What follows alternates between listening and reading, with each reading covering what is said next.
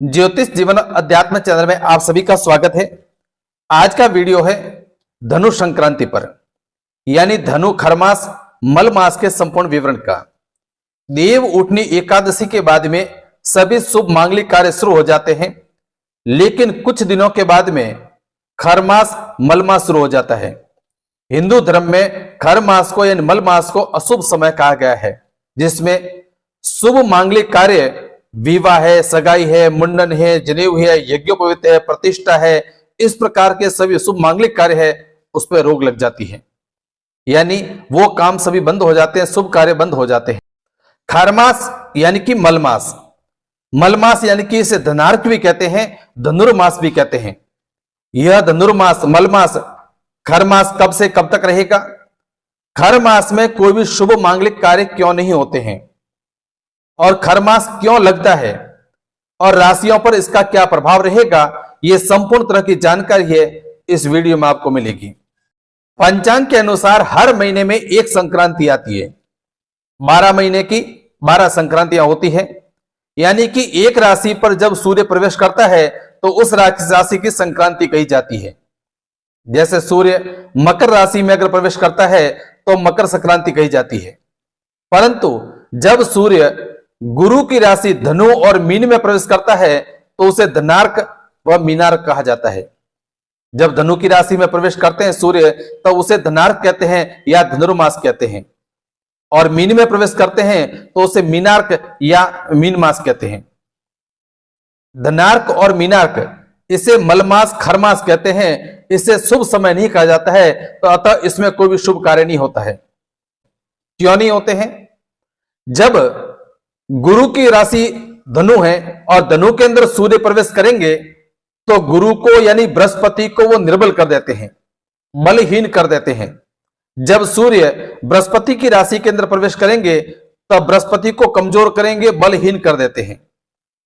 जब आशीर्वाद देने वाले गुरु ही बलहीन हो जाएंगे तो कोई भी शुभ कार्य करते हैं तो उसका फल अशुभ मिलता है।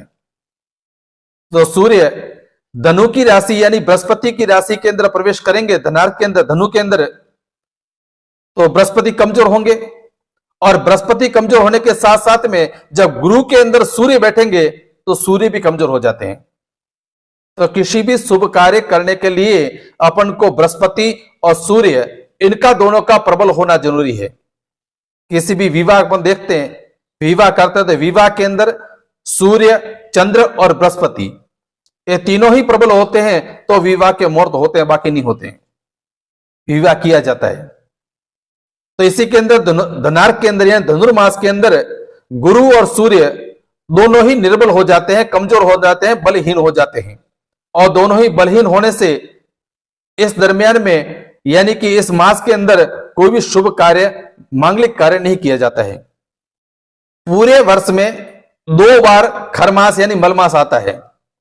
एक तो जब सूर्य धनु की राशि पर प्रवेश करते हैं तो उसे धनार्क और धनुर्मास कहते हैं, उसमें कोई भी शुभ कार्य नहीं होता है। दूसरा होता है जब सूर्य मीन की राशि, मीन राशि पर प्रवेश करेंगे, वो भी बृहस्पति की राशि है। धनु और मीन ये दोनों ही बृहस्पति की राशि है। जब मीन राशि में प्रवेश करते हैं तब मीनार्क लगता है, और मीनार्क के अंदर भी कोई भी शुभ कार्य नहीं किया जाता है। इस वर्ष आखिर में खरमास कब लग रहा है? यह खरमास अंतिम खरमास है इस वर्ष का। यह वर्ष धनु संक्रांति यानी धनार्क, धनुर्मास, इसे मलमास और खरमास भी कहते हैं। यह खरमास कब लग रहा है? विक्रम संवत 2080 मार्गशीर्ष मास शुक्ल पक्ष चौथ, अभी जो आ रहा है मार्गशीर्ष मास शुक्ल पक्ष चौथ बार शनिवार 16 दिसंबर 2023 को दोपहर में 3:58 पर सूर्य धनु राशि में प्रवेश कर रहे हैं। 16 दिसंबर को दोपहर में 3:58 पर सूर्य धनु राशि में प्रवेश करे हैं। उसके बाद में कोई भी शुभ मांगलिक कार्य है वो सभी बंद हो जाएंगे, जिसका पुण्य काल अपराह्न में होगा। जो पूरे 1 महीने तक सूर्य धनु राशि में रहेंगे, और जब तक सूर्य धनु राशि में रहेंगे तब तक कोई भी शुभ मांगलिक कार्य नहीं होंगे। जो उसके बाद में विक्रम संवत 2080 पोष मास शुक्ल पक्ष तीज बार रविवार, तारीख है 14 जनवरी 2024, यानी कि सूर्य धनु राशि को छोड़कर और उस दिन मकर राशि में प्रवेश करेंगे, जिसे मकर संक्रांति कहते हैं। मकर संक्रांति अब की बार है 14 जनवरी 2024 को।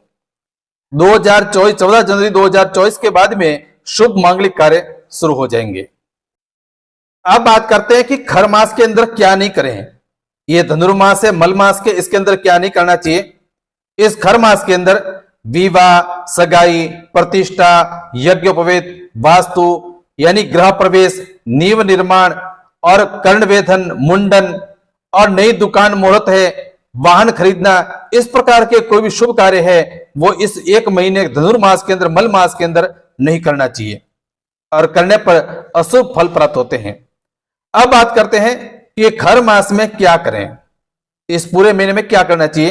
पूरे महीने में विष्णु पूजन करें, जप तप, सूर्य पूजा, विष्णु सहस्त्र नाम है, गीता का पाठ है, रामायण है, भागवत है, तीर्थ सेवा है, गरीबों ब्राह्मणों को दान है और पीपल पूजन है। इस प्रकार के कार्य हैं आप खर मास के अंदर धनुर्मास में कर सकते हैं। अब अलग अलग राशियों पर इसका क्या प्रभाव रहेगा। तो कर्क, तुला और मीन राशि के लिए खरमास यानी कि धनुर्मास अच्छा रहेगा, शुभ रहेगा। उसके बाद में मेष, मिथुन, सिंह, वृश्चिक, धनु और कुंभ इनके लिए सामान्य रहेगा और वृषभ, कन्या और मकर इनके लिए निष्ठ रहेगा। जय श्री कृष्ण।